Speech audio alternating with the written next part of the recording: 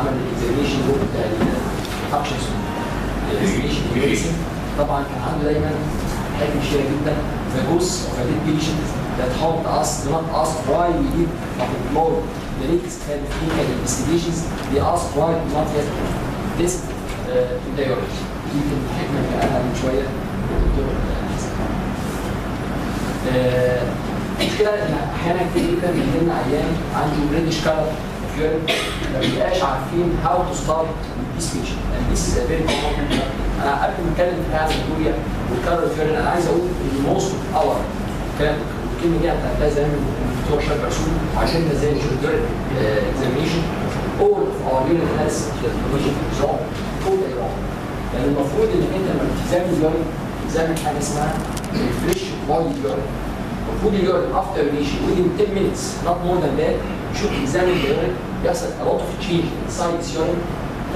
معظم المعامل بنبعت يورين سامبل this urine sample بتدناها موجوده عنده ممكن ساعه 2 3 4 وتبقى اكزامن فجود نيفولوجيست هو ياخد عينه اليورين ولازم ينزل بيها المعمل لازم يتعود او يتعلم how can make this urine examination.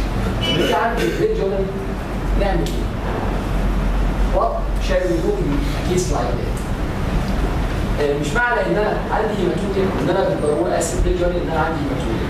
اول حاجه لازم اسال هل فعلا I have blood or RBCs in the urine ولا انا ما عنديش حاجه زي كده. بقدر طبعا عن طريق سكرين بالديب ستيك دي ممكن طبعا تديني مؤشر اذا كان في عندي هيماتوريا ولا مفيش هيماتوريا عندي ولكن اديني طبعا دايجنوزس اللي هو البروبر يورين اناليسيس. زي ما احنا عارفين الديب ستيك مشكلته ان هو ممكن طبعا لما بيفكت الهيم الهيم ممكن يعني في عندي مايجلوبين ممكن يبقى فيه هيموجلوبين ممكن يبقى فيه ار بي سيز. فلو الهيم نيجاتيف يعني معنى كده ان انا مفيش عندي ار بي سيز او هيموجلوبين. لو الهيم طلع بوزيتيف يبقى معنى كده that I have hemoglobin and no RBCs. التو هيماتوريا لازم يتم مع بعض. I have RBCs and hematuria. طبعا الهيموجلوبين طبعا او اشهر سبب ليها طبعا هو جميع اسباب الانترافاسكولار هيموليتيك انيمياز بيبقى معاها فيه هيموجلوبين وبتبقى طبعا احيانا ميس دايجنوز في المعامل بتاعتنا از RBCs لان الRBCs حاجه والانترافاسكولار هيموليتيك انيميا دي حاجه مختلفه تماما.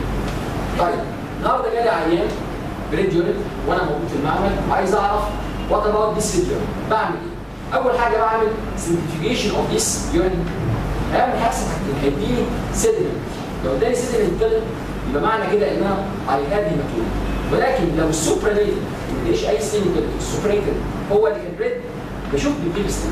لو الديب ستيك طلع نيجاتيف يبقى انا زي ما شفنا شويه ممكن اكون في certain types of foods, certain type of drugs, certain type of other similar conditions ممكن الاقي فيه عندي this supernated reddish urine without the presence of RBCs. لكن لو الديب ستيك طلع بوزيتيف عشان فيه يبقى معنى كده I have myoglobin or hemoglobin. هبص على البلازما كلر. لو البلازما كلر طلع كبير يبقى معنى كده I have myoglobin. لكن لو طلع ريدش عشان فيه hemolysis يبقى معنى كده I have hemoglobin. Please stick to this diagram. It's very important from the start. Just very simply in your lab or when the patient is coming very early you can بمنتهى السهوله تقدر تديتكت احنا عندنا مايوجلوبينيا ولا هيموجلوبينيا ولا عندنا مجرد ادويه عملت هذا الريدش كالريشن يورين ولا احنا بنتكلم ان احنا في عندنا سيرتن طبعا هيماتوم.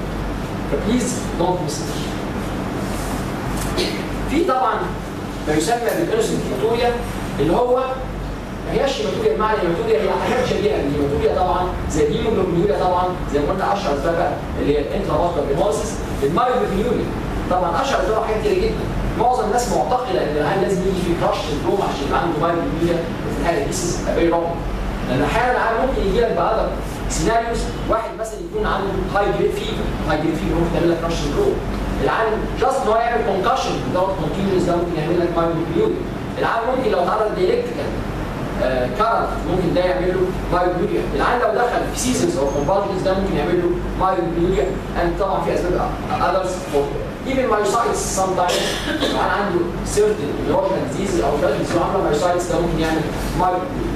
sometimes menstruation طبعا لازم تيجي في ميل وتيجي الاستيميل تدي يورين. مهم جدا ان انا تو افويد ذا menstrual peak عشان اقدر اميز هل this blood او this RBCs is due to menstruation or something else. السيكشوال انتركورس طبعا ممكن سام تايمز يحصل انجري فعشان في شور ذيس نوت جود سيكشوال انتركورس. طبعا اكيد انترميتنت بورفيريا برضه بتديني لسه ديسكالريشن لكن ما بيبقاش في عندي اكتشوال هيماتوريا. طبعا انواع من الفود زي البيت روت والبلاك باريز وطبعا سيفرال دراجز اشهرهم الفامبيسين والماتوفرانتوين وده موضوع مهم جدا اللي ممكن عندي يجي لك ناتشورال طبعا الدراجز اللي بتسهلها كتير جدا في اليو تي اي. يجي عيان حاجه زي ناتشورال معتقدين فالعيان يقول لك ده الدكتور رحت له اداني دواء لو زي ما الدكتور حسين قال شويه ما اديناش العيان بدل ما يعالج لي ماي يو تي اي ده هو ضروري ان خلى اليورين يبقى فريش كلرش.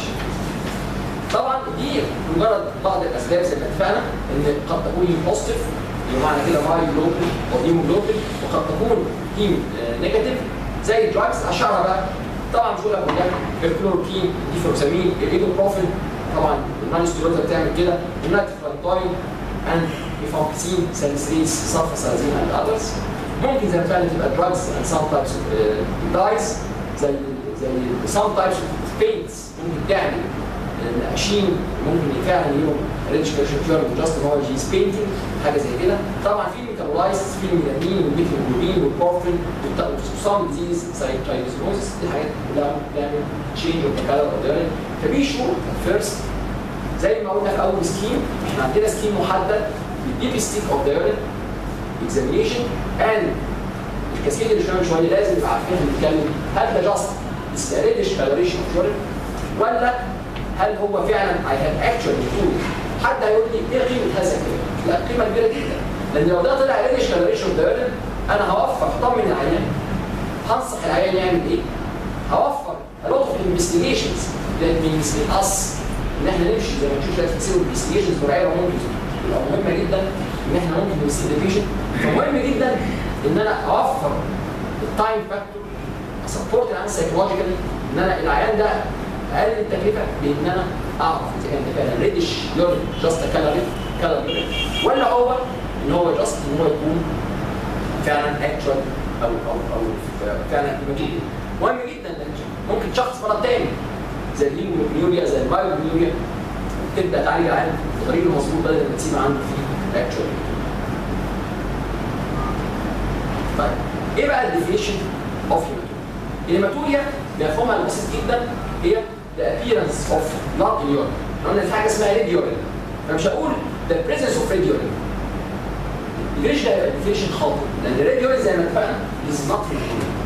والصح كمان مش blood ده صح the presence of RBCs in urine. لان الهيموجلوبين لو بقى في اليورين اسمه هيموجلوبين. طبعا معروف جدا لو هو في RBCs في اليورين وشفتها بعينيا يبقى معنى كده ان انا في عندي مايكروسكوبيك هيماتوريا. تمام؟ طبعا دي بيقولوا ان انا عشان اشوف بعينيا لازم يكون عندي حوالي اكثر من 2500 ار بي سيز بير مش هيبقى في بير مليلتر تفرق بير مليلتر ولكن عشان احط الاكتوال ديفينيشن في الهيماتوريا لازم يكون عندي اكثر من 2. في ناس تقول لك اكثر من 3 لا هو بروبر ديفينيشن يعني 1 ل 2 والنورمال ار بي سي يورين 1 ل 2 لو لقيت 3 يبقى معنى كده I have serious مش serious I have actual hematuria. It is very very important لان احيانا بعض المعامل بستغرب جدا لا يحط لك الاكتوال ار بي سي يورين من 3 ل 5 ما انت مش فاهم ازاي احط لك من 3 ل 5 and this is against division وروح حاطط لك 5 وتيجي مثلا تكلم النايش او تكلم الناس اللي معاك كلهم يقول لك ده بس 4 5 ار بي سي يورين ده كلام فاضي. لا ده مش كلام فاضي. الديفينيشن لازم احط دقه لو انا عندي اكتر من 2 ار بي سيز اوف يورين ولكن لازم اخد على الاقل 2 of 3 collected samples. يعني لو خدت سامبل ولقيت فيه اكتر من 2 is not لازم اخد اكتر من 2 samples.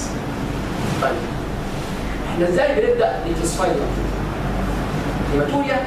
فيها مجموعه ايتمز اول حاجه جروس ولا مايكروسكوب؟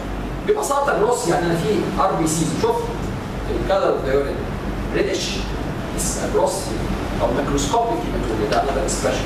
لكن لو في ار بي سيز يورين وشايف لونه كويس او معقول مش شايف فيه تغير او مش ده بنسميه مايكروسكوبيك هيماتوريا. This is very important. او according to the active void. يعني ايه معنى according to the active void؟ في عندي حاجه اسمها initial وفي حاجه اسمها terminal وفي حاجه اسمها توتال، وده هنعرفه كمان شويه. يعني ايه معنى انيشيال؟ يعني اول ما يجيب العيان نقطتين في البول، اول ما يجيب حب دم في الاول وبعد كده يبقى كلير يورين، ده بسميه انيشيال. العيان العكس بقى اللي هو يجيب في الاول كلير يورين ويختم بان هو يبقى فيه عنده ريدش كالريشن يورين او هيماتوريا، ده بسميه تيرمينال هيماتوريا. العيان اللي هو اول ثرو ده بسميه توتال. السيمتوماتيك فيرسس سيمتوماتيك This is very important.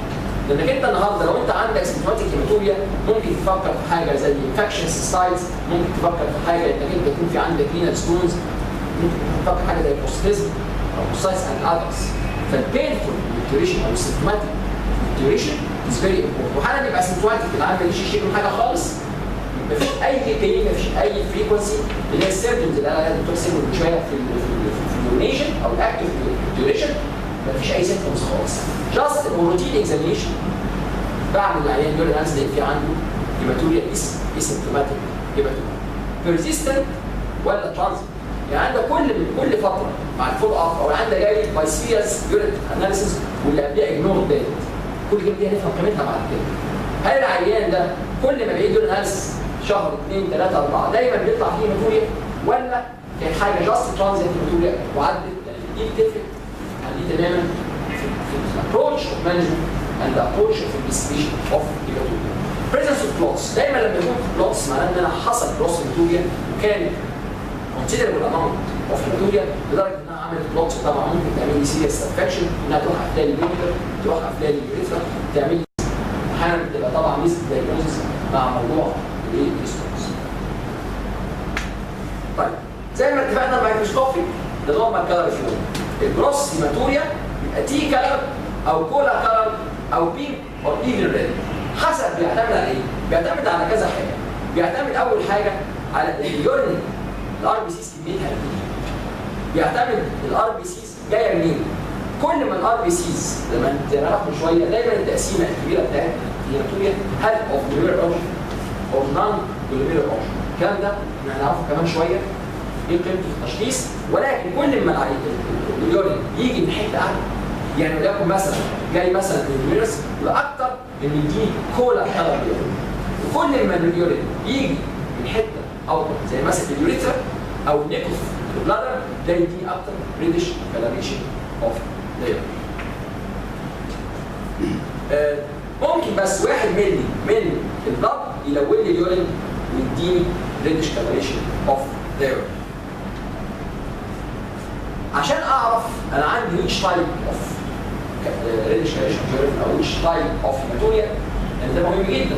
لازم اقدر اعرف هل هي initial ولا terminal ولا total. الكلام ده اقدر اعرفه ازاي؟ ان في حاجه اسمها 3 جلاس تيست. اخلي العيان اول حاجه اول جلاس اللي هو اول مجموعه من البول، اول دفقه تيجي من البول شوفوا، وخلي العيان بعد كده الدفقه الثانيه، وخلي بعد كده العيان يعني كاني بقسم البول ل 3 ستيجز واشوف 3. لو الاولانيه بس هي ده ريدش ده اسمه ايه؟ انيشال هيماتوريا. لو الاخرانيه بس هي ده ريدش يبقى معنى كده ايه؟ تيرمينال هيماتوريا. لو اول ثرو اتس ريدش اسمها توتال هيماتوريا. سام تايمز العيان ما بيقدرش يبقى فاهم قوي او مش قادر يفهم قوي which type of هيماتوريا. الكلام ده كلام اكاديمي، لا ده كلام مهم جدا ان انا ممكن جاست من ستيجنج اوف ذا او كلر اوف ذا اقدر يبقى في سجشن انا بتكلم عن فيه. يعني لو انيشال سبيسيمن غالبا هتبقى اليوريثرا هي اليوريثرايتس او اليوريثرال ستون، اهم حاجه يكون في عندي في سيرتن ليجن في اليوريثرا. لكن لو جبنا الهيماتوريا لا، ده هتبقى من بلادر ليج او البوستاتيك يوريثرا، تبقى حته ابعد شويه عشان تجيب. لكن لو اول ثرو دي غالبا هتبقى جايه من الابر ريل تراكت او هتكون جايه من البلادر. يبقى مهم جدا ان انا اعمل ستيجنج ببساطه اليوريثرا بقى فيها مشكله، بس اليورين نازل اول ما ينزل هيليك نص قدامه، بس لو انا المشكله في البلادر والبروسس اليورين موجود في البلادر خلاص نازل، ولما يحصل كونتراكشن عشان يفضل ان خلاص مع الكونتراكشن ده يجي في الاخر شويه. طيب ما دام احنا عرفنا او تاكدنا بقى خلاص عن طريق الديب ستيك اليورين اناليسيس طلعوا اكتر من 2 ان احنا في عندنا اكتشوال هيماتوريا، يبقى معنى كده لازم نبدا ندور عن السبب. الاسباب طبعا ليها تقسيمات كتير جدا. في ناس بتتقسم لجنرال كوزس او اكسترا رينال كوزس وانترا رينال كوزس، في ناس بتتقسم لبريلينال ورينال بوست رينال وات ايفر، تلك كوز كتيره تلاقي تقسيمات مختلفه من الاتيولوجي بتاع الهيماتوريا. ولكن خلينا نتكلم مثلا في ان ممكن ايه البريلين. اول حاجه واهم حاجه نزل عين بيقول لك انا عندي ريشكاليشن لو يكون عنده في اتندنس موجوده، يعني العيان ده ممكن يكون عنده ثرومبوسايتوبينيا، العيان ده ممكن يكون عنده كواجيولوباثي اند ليفر ديزيز، العيان ده ممكن يكون عنده ثرومبوسايتوبينيا، العيان ده ممكن يكون عنده حاجه زي سكيرفي ديزيز اند سو اون. يبقى مهم جدا ان انا لما اسال العيان ده ممكن يكون بياخد انتي بايوتكس، بياخد اسبوسيت اوفردوز، بياخد مثلا حاجه زي بريبريل، بياخد انتي بايوتكس، بياخد كليكسان. قصه شهيره جدا، العيان يخش المستشفى الناس مثلا بدريدن تدي له انتي بايوتكس مثلا هيبرين او كليكسان بروفيلاكسيس فور بي في دي، فجاه تلاقي العيان ايه؟ يقول لك ده اليورين بقى احمر او كلر كولاراي كلر، اعرف على طول ان ميبي ما ابداش امشي في سكه ادعبس في العيان واشوف العيان ده ايه سبب بس يقول لا ده القصه واضحه صادقه ان ميبي ان انا عندي فعلا في عندي انتي كواجولانت انتي. ممكن تكون بقى حاجات يوتو حصل رينال انفكشن، يعني عندي اف عندي انفكتد رينوكاردايتس، دي حاجات ممكن تعمل لي امبوليزم اوف الكدني، دي عرض امبوليزم ممكن تعمل لي طبعا ايه؟ ثرومبوز. العكس بقى الرينال فين ثرومبوزس من الحاجات اللي بتعمل برضه هيماتوريا، اتس فيري امبورتنت زي ما قلنا سيبتها من شويه زي حالات الهايبر كواجولانت ستيت كلها بافرحها مختلفه، مسائل مختلفه دي ممكن تعمل لي برضه element اوف هيماتوريا. يجي بقى ان ممكن لا تكون المشكله جوه الكدني. المشكله جوه الكدني دايما يا جماعه لما بنقسم الكدني في رشحها في الرسمه بس هحط الاسباب بسرعه. بنقسم الكدني طبعا according to structure and function. الكدني فيها main four structures. في حاجه اسمها glomerulus، في حاجه اسمها tubular، في حاجه اسمها interstitial، في حاجه اسمها blood vessels. اللي هي الانترا هي الفيزيكس اللي هو الارتي والموكيولار ارتي واللوبر ارتيز والكلام ده. لو انا عندي اي مشكله in these components inside the kidney ده ممكن يؤدي لان يبقى في عندي ايه؟ في عندي هيماتوريا. من اشهر اسباب لو احنا عندنا في inside the kidney هيماتوريا بيجينا قوي الاي جي اي نفروباثي. ايه الاي جي؟ ده عايز يشتكي لك ان هو جاله برد او ابر ريسبيراتوري في المحاضره الاي جي يعني ابر ريسبيراتوري قبل الهيماتوريا بيومين ثلاثه وقبل الهيماتوريا مش عايز اخش في تفاصيل يبقى دي اي جي نفروباثي.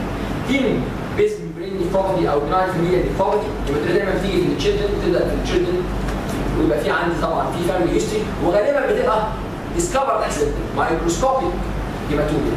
وطبعا تلاقي في فاميلي هيستوري وتعمل جينيتك ستادي تلاقي في عندك تيم بيزم برين نفروباثي. البو سندروم عكس التيم بيزم برين غالبا يبقى بريزنت بجروس هيماتوريا، وطبعا ممكن يبقى في عنده لينس افكشن، ممكن يبقى في عنده كورنيال افكشن، ممكن يبقى في عنده سيزوتري افكشن اند سو اون.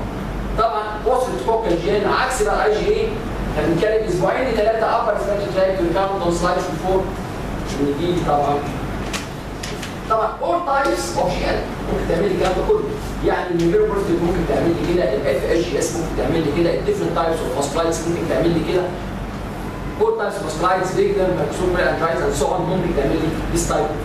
تي تي ممكن يعمل لي طبعا برضه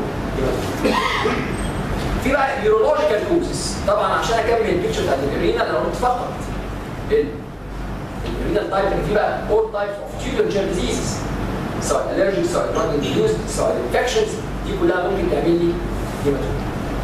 في نيورولوجيكال كوزز طبعا دايما لما بنتكلم عن نيورولوجي يمكن اشهر سبب هو الستون واكثر حاجه بتخوفني هي المالجنسي.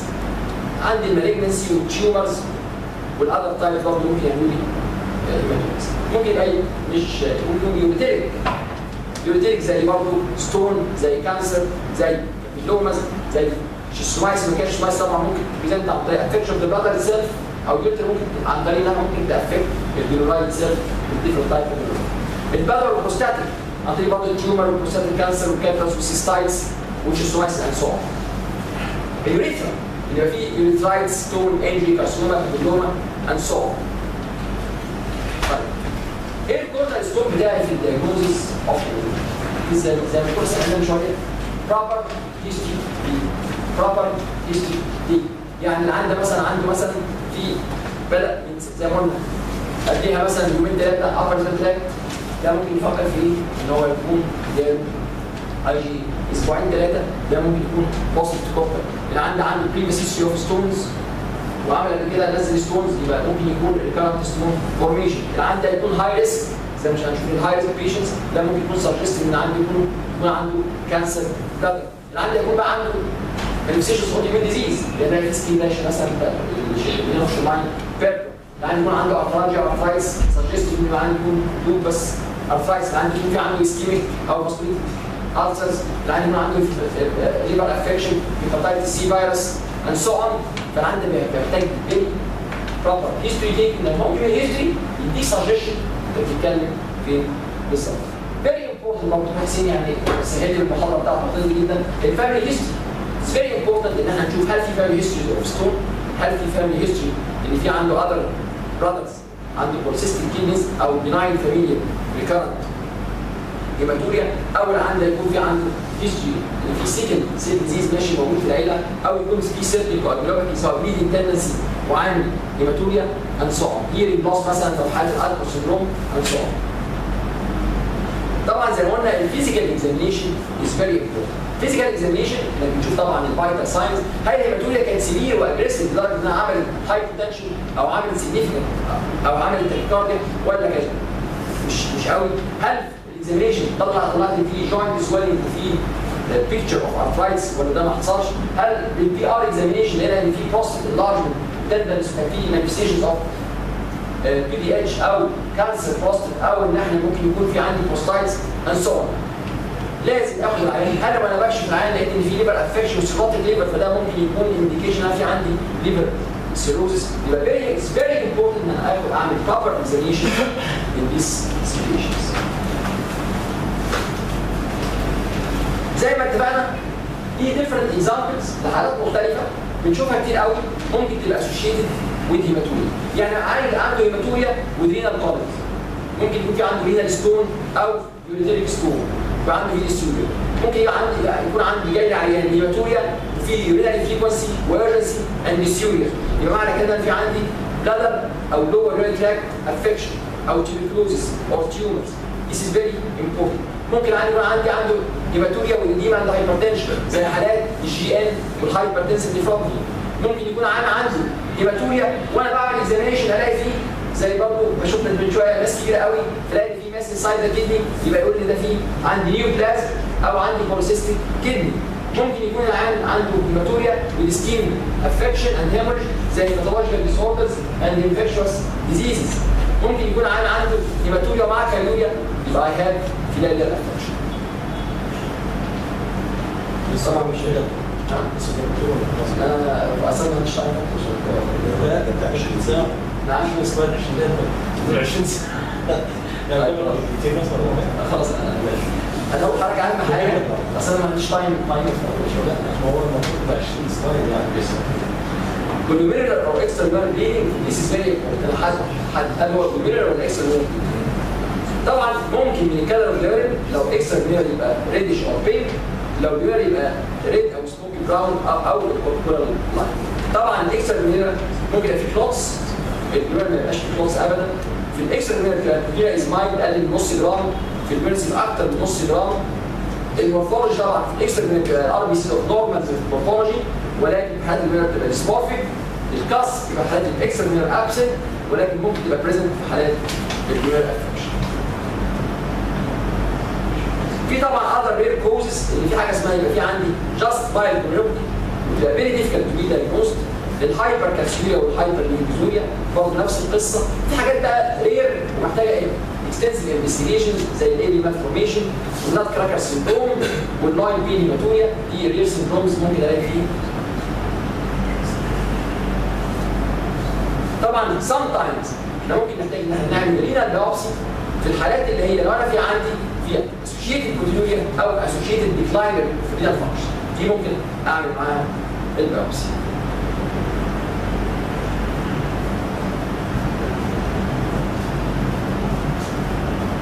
طب احنا ممكن نعمل ابلكيشن جوه لارقام الحالات يعني في الدسكشن اللي هو الناس.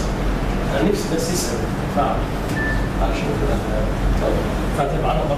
ممكن اسالكم السؤال؟ احنا كنا زمان بنقول حاجه اسمها مايكروسكوبيك هيماتوريا وماكروسكوبيك هيماتوريا. ايه النيو ترمينولوجي اللي احنا بنستعملها في انجلترا بدال مايكروسكوبيك هيماتوريا وبدال ماكروسكوبيك هيماتوريا؟ عنده صوت ولا ما بسمعش؟ كنا زمان بنقول ده العيان ده عنده مايكروسكوبيك هيماتوريا، وكان زمان بنقول العيان ده عنده ماكروسكوبيك هيماتوريا. دلوقتي في انجلترا بطلنا كلمه مايكروسكوبيك وبطلنا كلمه ماكروسكوبيك، بدلناهم بايه؟ الكلام ده من 3 سنين. بنسمي المايكروسكوبيك نون فيزيبل هيماتوريا، يعني انت مش شايف ده ما نقول، والماكروسكوبيك تبقى ايه؟ فيزيبل. أدق الاسم الجديد أدق الميكروسكوب والميكروسكوب اوضح يمكن شويه يعني للجمهور العربي. طيب نشوف المثال اللي قدامنا ده يا جماعه. حد يقرا المثال في الدكتور. طبعا اقرا المثال واختار بعد اذن ساعه. على صوتك كمان. على صوتك عشان يطلع بتاع الصوت. The best way to evaluate cell morphology is the abstract microscopic examination based on contrast microscope and fluorescence microscope. رايك ايه؟ ده يعني يمكن الدكتور حسين ما عملش ستريس عليها، وكويس انك حطيتها اوائل القصه. لما انا حطيت اسئله ونقرا محاضرات عنها، الغرض منها ايه؟ دايما بيبقى الناس عمر ما الاثنين يبقوا ايدنتيكال في الفكر. فالفيس كونتراست مايكروسكوبي هو التجربه بتاعتنا. يعني احنا بعد ما اكسكلود من هيستوري واكزامينشن جنرال كوزز والميكولوجيكال فيليرز والكلام ده والموسيس والكلام ده، ببقى عاوز اشوف انا نفرولوجي ولا بتاع اليورولوجي هو تروح الحاله. فالفيس كونتراست مايكروسكوبي هو البوابه اللي بتدخلنا في الجسم. الفيس كونتراست مايكروسكوبي يقول الخلايا سيمتريكال ولا خلايا اسيمتريكال سمورفيك ومكسره، ويبقى ده الهيماتوريا او تبع النفرولوجي او ممكن لو بصيت على البيوبسي او هتكلم معاه. لا ده مونومورفيك وايزومورفيك، شكلها نفس الشكل وشكل والحجم، لا ممكن نعملها العبها للبيولوجي. فهنا الفيس كونتراست مايكروسكوبي مهم جدا. ما اعرفش معاكم الفيس كونتراست مايكروسكوبي ده ولا معاكم الفيس كونتراست مايكروسكوبي بالظبط عندنا عارف الاصلي. انا بس عايز اسال سؤال. لو انا سالتك ايه التو مورفولوجيز في الار بي سيز which are characteristic في حالات البلوريا؟ يعني بعمل فيس كونتراست مايكروسكوبي النتيجه تيجي ايه؟ بيجي دايما الاول كاتبين في الريبورت ديسمورفيك دي هيموجلوبينايز ار بي سيز. يبقى انا ماشي في سكه الجلوميرولاي او سكه النفرولوجي. لا سيمتريك وايزو والكلام ده كله يبقى حجم واحد بشكل واحد، يبقى ده نيورولوجي. عايز اقول حاجه ثانيه اللي مع البلوريا هيماتوريا احيانا بيسكرايب اكالتوزيس. لو لقيت اكالتوزيس او اكالتوزيك ار بي سيز، واحده من الكرايتيريا اللي انا ممكن الاقي فيه I just want to hear that. It's very nice that disseminated بتعدي مش فاكر، لكن practically speaking is this technique really available widespread all over? مش وايد سبريد المفروض انه مطلوب. دلوقتي انا بتكلم الناس المصور تمام.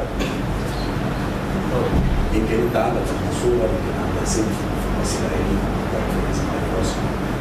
if there isn't, is there another way to tap this? تمام. ما هو في جدول الدكتور حسين عرضه بيوري الفيرتس كاست في كلوتس في اكتر من كام نص جرام. فالبدايه يعتمد على دور اكل بس الميكروسكوبي is not there. طبعا بس بيني وبينك انا ما بستعملهاش قوي يعني الفيس كونتراست، لان على حسب الكلينيكال برزنتيشن العيان عنده هيماتوريا، وعرفنا انها يعني عرفنا انها مش يورولوجيكال. اول حاجه لازم اي واحد فوق السن 45 او 50 سنه لما يجي له هيماتوريا، حرقت السؤال، يروح لبتاع المسالك ويتاكد انه ما عندوش مالجنسي وما عندوش بروستيت وما عندوش بلادا كانسر. خلصنا من كلام اليورولوجي، هيجي للنفرولوجي وعنده هيماتوريا وعنده بروتينوريا، تعمل له كدني بايوبسي وانتهينا. بس كده اتفضل. اسيمتوماتيك. فيري امبورتنت شرف دايره العيان في قصه اللي بيمشي فيها اللي بيوصل قوي. يعني احيانا بيواجهنا مشكله كبيره جدا. احيانا مثلا بنشوف عيانين سيمباتيك هيماتوريا وما عنديش اذر مانيفستيشن، مبقاش عارف ستارت ويت هل ابدا ان انا اعمل له الاول ستوكل ولا ابدا ان انا اعمل له لينا بيوبسي. اديني بقى سيمبل حاجه سيمبل تيست. لا الجايد لاينز عندنا ما بتوضحش النقطه دي، بتقول لك ايسوليتد هيماتوريا سيمتوماتيك نون سيمتوماتيك ابعته لليورولوجيست، يعني اللي عنده اكتر منه. اللي اقل من 40 سنه عنده ايسوليتد مايكروسكوبيك او نون فيزيبل هيماتوريا، وعملت له الترا ساوند وعملت له كل الحاجات والنيجاتيف وفضلت للنفرولوجيست. هتفرق معاك ايه انه عنده ديسمورفيك ريد سيلز ولا لا في المانجمنت؟ في الكاتيجوري ده ما بعملش بايوبسي الا اذا كان الشخص ده يوتينيت، يعني لقيت هو مصر ولا لازم اشوفه اي جي ولا هيريديتري ولا سيم بيزمنت ميمبرين ديزيز، فساعتها لو هو جاي بوتنشال دونر ومصر على الدونيشن، لو عملت بايوبسي وطلع فيه ستراكشر دامج او ستراكشر باثولوجي موجود مش هاخده بالدور. وطبعا في البريزمنت والبرين ديزيز دول واحد من ضمن الحاجات اللي مش مصروفه بس مش محتاج زي ما كان يبقى لا اسينشال هيماتوريا. وطبعا مثلا لقيت طبعا ممكن حضرتك اي ايزوليت هيماتوريا مفيش معايا بروتين مفيش معايا ايزوليت نو نيد فور ان بيوبسي انها تبقى جاست فور اكاديميك فور بالظبط. لكن حضرتك الفكره يبقى الميكروسكوب الفيس كونتراست فرقت معاك ايه؟ الفيس كونتراست حضرتك فرقت معاك حاجه واحده بس، ان انا هاف تو بروسيد فور سوفت انا بعد ما غالبا حاجه من جوه الرايت اند اي نوت ميك ا بيوبسي اند اي نوت ميك ستوسوري لكن لو انا ما عملتش الفيس كونتراست مايكروسكوبي مش هعمل بيوبسي. طب شال اي ستوب ولا شال تو بروسيد فور سيستوسوري؟ بالابيدي لان العين ده ممكن يكون عنده اليوروتيلوما حاجه فيري ستوبنج. لو انا عرفت ات ذيس ستيج اي مسليد ذا بيشنت انتل بتعمل له راديولوجيكال انفستيجيشن، يعني لما كان يبقى بتعمل له راديولوجيكال انفستيجيشن. الراديولوجيكال اكزامينشن حضرتك جاست هيماتوريا لو دي از فيري سترونج حضرتك في الجرافيك سي تي جرافيك حضرتك حالات ممكن تبقى لسه دايجنوز. انا محتاج في العين ده هو هاي ريسك اعمل ثلاث حاجات دول السيتولوجي سيستوسكوبي بلس الفور فيزز سي تي جرافيك. وبعد الكلام ده بتضغط 15 مشكلة الفيس كونتراست كذا حاجة، أولاً إنها تكون متوفرة، أدي أول حاجة. ثانياً أنا بقالي 30 سنة عمري ما استعملت كده. ثانياً إنها تكون ريلايبل، إنها تكون ريلايبل كمان مش بس متوفرة، يعني الدايجنوستس ريلايبل. ثالثاً نحاول نتشينج مانجمنت انا بعمل ايه وانت بتعمل ايه؟ براكتيكلي سبيكينج يعني بس انا حضرتك طبعا اللي بعمله يمكن يبقى صعب انا عاوز خلاص الفيس كونتراست مايكروسكوبي مش هنعمله مش يعني لو لقيت بروتونوريا لقيت بروتونوريا لقيت هايبرتنشن لقيت changes في الالترا ساوند this could suggest very much that I'm dealing with a pulmonary disease. بس ساعات بقى لها كميه تفسير ساعات زي ما حسين قال ساعات بعمل ريزورشن نفسي واعمل سي تي واعمل ام ار اي واعمل الدكتور مثلا بيعملوا كل اسبوعين ثلاثه منظار داخل مع السيرفر المكتوب صحيح. فده انا عملتها من الاول بعد السمورفيك مش هقعد اعيدها وخاصه لما يطلع لي 100% السمورفيك مش هعيد السيستم. الاكزامبل ده مهم. دلوقتي انت قدامكم 6 خبراء، 3 بيقول لكم اعملوا كذا و3 بيقولوا لكم ما تعملوش كذا. فاختلاف الائمه. فانت بقى اهم حاجه انت رايك انت الشخصي واجتهادك وتفكيرك انت الشخصي والفاسيلتيز اللي عندك. فانا عايز الجماعه اللي قاعدين معانا زملائنا يقولوا لنا من الكلام ده مين كم واحد فيكم هيعمل فيس مايكروسكوب يرفع ايده وكم واحد فيكم مش هيعمل مش هيرفع ايده. هم اللي رفعوا كده دول الاراء.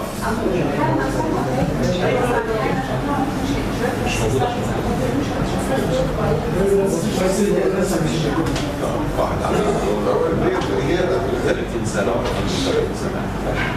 يبقى نتابع الباقي في بريزنس وابسنس كلوز، في بروتونوريا سيجنفكنت بروتونوريا، في اذر فايندنج. يبقى اهتم بقى بالفالويشن الكامل للبيشنت، اخد اسم كويس واعمل اكزامينشن كويس واعمل ليفل اناليسيس كويس واشوف البروتونوريا والكلام ده. لقيت من الفوت بيج البروتونوريا خلاص انا مش محتاج السؤال ده دكتور حسين قاله اثناء البرزنتيشن. لو مفيش ليسز انترفال ما بين الابر ريسبيرتوري انفكشن وحدوث الهيماتوريا انا بتعامل مع جين فروبسي في بيريود اسبوعين اكثر من اسبوع لما بتعامل ممكن يبص بالفرايتس ومفتوح عشان اللي ما يعرفش الاي جي ايه لسه في الحلقه هو تناول التحسين انا شايف ان احنا في ليفل بي خلينا في سي. النقطه الثانيه الدكتور عم نجيب حل السؤال ده اي واحد عنده فوق هنا 55 سنه يعني اي واحد فوق 45 سنه مش 55 لا الجايد لاينز 55 اي واحد فوق 55 سنه وجاب هيماتوريا لازم الايفالويتد سارلي باليورولوجيست بحيث يكلير دم اللي ما عندوش تيومرز وبعدين نلعب الكلام على كده عشان ربما انت تقدر تشتغل معاه يطلع في مالجنسي تضيع عليه فرصه ايه بس في الاناليتيك اللوجيكال اسوشيشن بتعمليه عايز مش حاجه نسبه السن ده up to 45 years old. انا قلت 45 لما الجايد لاينز عندنا اللاينز جايد لاينز بتقول 55 انما وي سي بروستيت كانسر ات يونجر اند يونجر ايج فيعني دلوقتي المنظر بتاع البلد دي مشكله سوري يا حسين دي مشكله الجايد لاينز يقول لك 55 فيجي لك واحد 54 تقول له لا انت مش هعمل لك ستوب فانا كمان شهر وانا بعمل لك اللي هيحل السؤال ده هنديله جايزه ده بيدريدن 75 سنه اولد ميل with a history of chronic retention تمام وعنده constipation ويتحط فيه قسطره مطلعه في اليورين شكله انا هضمن شويه عشان تشوف الايمج ده الفيست ولا يعني سيب من شكله براوي دي جرين يا باشا الجرين حاجه ثانيه الحمراء دي انتوا سمعتوا محاضره دلوقتي الدكتور حسين على اليورين اول حاجه واتس ذس كلر المهم الغرض من الدسكشن ده ان احنا نعرف ان اليورين ده بوابه كبيره جدا يعني ده مشهور علينا في سنه 2011 تحت ده سندروم اسمه بيربل يورين باك سندروم وده العيان اللي عندهم كرونيك كونستيبيشن وبالريدن العيان اللي بالريدن عنده كونستيبيشن ففي التريبتوفان ده بيتحول المهم مش انا مش عاوز المعلومه ايه في النهايه مع البروتيس انفكشن بتعمل خلل في الميتابوليزم بتاع التريبتوفان فيطلع مواد لها لون واحده ازرق واحده احمر الاثنين يطلعوا مع بعض يعملوا اللون ده فلما مجرد انت تعمل ايزوليت البكتيريا وتدي ريدكشن انفكشن وتعالج الكونستيبيشن هو ده الحل تعالج الكونستيبيشن عشان ما يحصلش التريبتوفان يبقى اكيوميليت ويطلع الكلام ده مش مهم فده بيسموها بروسيس انفكشن زي اللون الاحمر دي هو اللون هو الدكه كلها في الداخل اللون ده مزيج من الازرق مزيج من الازرق والاحمر لان في مادتين المهم انا مش عاوز اقول مواد يعني عشان ما تخرجش فيها بس انا عايز اسال سؤال هل لو احنا هنرسبوت دايجنوز I'm allowed to say that this is focus هي القصه يا جماعه يعني ده لو الدكتور طارق قال ده مش ليفل سي ومش ليفل سي بس احنا القصه لازم يبقى في شيء من الامتاع ويبقى عارفين ان في فرايس كتيره يعني واحد نايم في السرير بالريدن ده انتبه ان الكونستيبيشن ممكن يبقى يعني بريسبوز لحاجه زي كده وان انا ابقى متنبه للكونستيبيشن وعنده لو في فوق كونستيبيشن بكتيريا هتغير وتعمل لي اللخبطه ديت وتبقى القصه كلها يو تي اي واديله انتي بايوتيك اجنست بروتيس الدنيا هتفوت يعني احنا عرفنا الجلوبينوريا وعرفنا الجلوبينوريا ارجع الحاله دي كومنتري كنا جبناه من كام سنه كده هنقراه مع بعض سريعا ده 67 سنه اولد مان وبلين باك ايه ويز لوس اند انترميتنت لوبيلتي لما نلاقي ويز لوس وسن كبير وكلام زي كده دماغنا نروح في ايه؟ في سن انفكشن مالجنسي كلام زي كده انت باص هنا ريتارد جاستريك ألسر رايت فينال كوليك سنس 9 years ده الكلام ده كله حشو عشان ايه؟ يلخبط His current medication is lisinopril and bumetanide, potassium for moderate hypertension and warfarin which was started 3 years. كل الكلام ده بيجيب في العيان عشان عنده ترانسكيميك اتاك. He is ex-smoker and drink approximately 25 units of alcohol per week. Clinical examination reveals an emphysema في الشست. تمام؟ blood pressure 190 عالي blood pressure. البلس مش مشكله. الليفت testicle is tender with a moderate varicocele that didn't empty with bile. ايه قيمه المعلومه دي؟ يعني انا لو احط الفاريكوسيل ودازنت امتي وسلاين داون لها قيمه. وليفت سايد الليفت سايد السكر فين بتاع الليفت سايد بيصب فين؟ في الليفت رينال فين. اما الشخص ينام والفاريكوسيل ما تفضيش يبقى الليفت رينال فين ايه اللي جراله؟ ها؟ هيتقفل بايه؟ واحد سنه 67 سنه والنص وبعد كده هيجي لي هنا في هيماتوريا. انا هحط هيماتوريا هي يبقى ده العيان ده ايه زي ما الدكتور قال بيجرينا ان هو ده رينال سي كارسينوما وانفلتريتنج الرينال فين. فده حاله هيماتوريا. الكلو بتاعها هيجي بعد كده كمان في كان موجود هنا كلو تاني لها اللي هو الار بي سي الهيموجلوبين هنا مكتوب. يعني هنا في حاجتين ان انا اخد الفاريكوسيل واشوف اليورين ارس فالكورين ده ممكن يبقى مالجنس في الكدني او ان انا اشوف الهيموجلوبين طالع 19 والهيماتوكريت 57. لما الاقي الهيموجلوبين 19 وهيماتوكريت 57 دي بنسميها ايه؟ اريثروسايتوزس. هل ده برايمري ولا سكندري اريثروسايتوزس؟ ايه ده؟ الحاله دي بوليسايزيميا هيموجرافيا ولا سكندري اريثروسايتوزس؟ ده برايمري ولا سكندري؟ دي معلومه من الطلبه مش ندرس ليه هيموجرافيا؟ الدكتور بس اتكلمت لو سمحت. لا هي هيموجرافيا لازم ابسيس. لا البوليسايزيميا هيموجرافيا بيبقى فيها خلل في كل الايه؟ الاليمنتس اللي عندي. يعني البسيس بتبقى زايده، الوايت سيلز بتبقى زايده، البريد بتبقى زايده. تلاقي الاول كاتب لك الايه؟ البريد ما هي زايده والوايت سيل كاونت 4700. يبقى مش هيموجرافيا. يبقى دي سكندري ارثروسايتوزس. سكندري اقعد افكر هل ده انفيزيما وشيست وهايبوكسيميا او ماليس الكاربوكسي هيموجلوبين والكلام ده لا كويس. لا ده سكندري تيومر ده بارامبلاستيك سكريشن من الرينال سيكرسوما. ففي كذا تكلفه في الحاله دي بتعمل لي كلو للرينال سيكرسوما. في هيماتوريا وفي اوبستراكتد رينال فين بتوديني للسكه دي. لو خدتها من دي توصلني، لو خدتها من قصه الهيماتولوجي برضه توصلني ان ده مش برايمري ارثروسايتوزس سكندري ارثروسايتوزس. السكندري ارثروسايتوزس له طريقين هايبوكسيك هنا ممكن اشوف الجلوكوز والكاربوكسيل والكلام ده، والتيومر والبارانوبلاستيك بيخش فيها اليوتراس والليفر والكيدني. باين عندي هيماتوريا وفاريكوسيل يبقى ده ماشي في سيكرسوما. يبقى ده ممكن الحاله تبقى معايا هيماتوريا واوصل في النهايه للجزء سيكرسوما، تعمل الايمجز وابروسيد واعمل بروجرام. كان اللي يكفي بالقدر ده ناخد Very nice.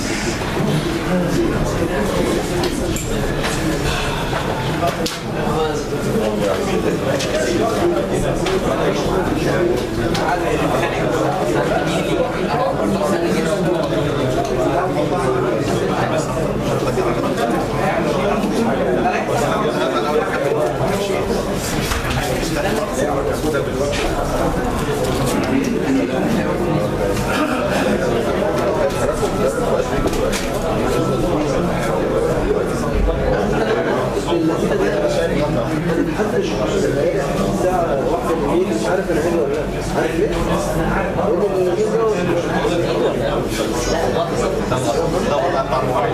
الذين ده